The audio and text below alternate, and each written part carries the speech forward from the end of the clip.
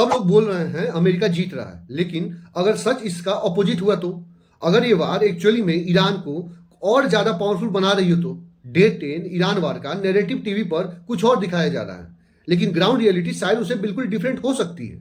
सबसे पहला impact oil पे आता है।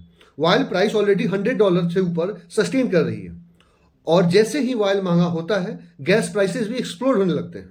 अमेरिका में अगर यही ऑयल प्राइस पेट्रोल की प्राइस $6 पर गैलन पहुंच गया तो अमेरिका में वार के सपोर्ट इंटेंसली कोलैप्स हो सकते हैं। फिर आता है पॉलिटिकल मूव।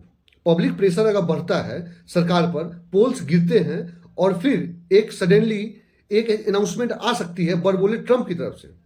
वो स्टेटमेंट क्या हो सकता है? Mission accomplished, total victory.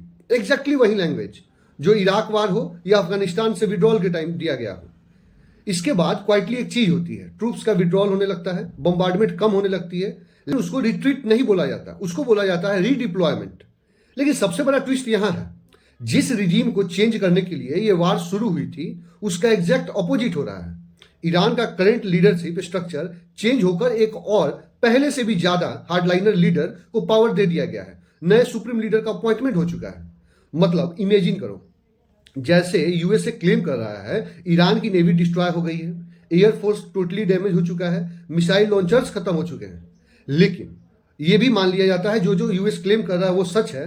लेकिन अगर रिजीम पब्लिक इमोशन को इनकैश करे और ज्यादा रेडिकल बन जाए, और सबसे डेंजरस क्वेश्चन अभी भी ओपन है, 450 केजी इनरिच यूरेनियम कहां है, जिसपे रिसेंट रिपोर्ट आई है कि इजराइल और यूएस मिलकर अपने कंट्रोल में करना चाहते हैं। अभी तक वो क्यों नहीं हथियाया गया? जिस वार में $1 बिलियन मिसाइल्स और इंटरसेप्टर्स खर्च हो चुके हैं, ग्लोबल मार्केट से $1 ट्रिलियन वाइप आउट हो चुका है और ऑयल सप्लाई टोटली डिस्टर्ब हो चुका है, एलएनजी सप्लाई भी डिस्टर्ब हो चुका है, ग्लोबल रिसेशन की तरफ रिस्क बढ़ रहा है। तो क्वेश्चन सिंपल है, क्या ये वार विक्ट्री है या हिस्ट्री का सबसे महंगा रिजीम अपग्रेड?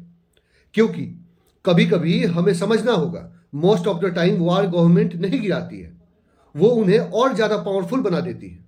अगर आपको ऐसा जियोपॉलिटिकल ब्रेकडाउन चाहिए तो मेरे चैनल को फॉलो और सब्सक्राइब करिए। और मैं यहाँ पे नैरेटिव नहीं, रियलिटी डिस्कस करता हूँ। अगर आपको ये वीडियो पसंद आया हो तो लाइक और शेयर जरूर करें।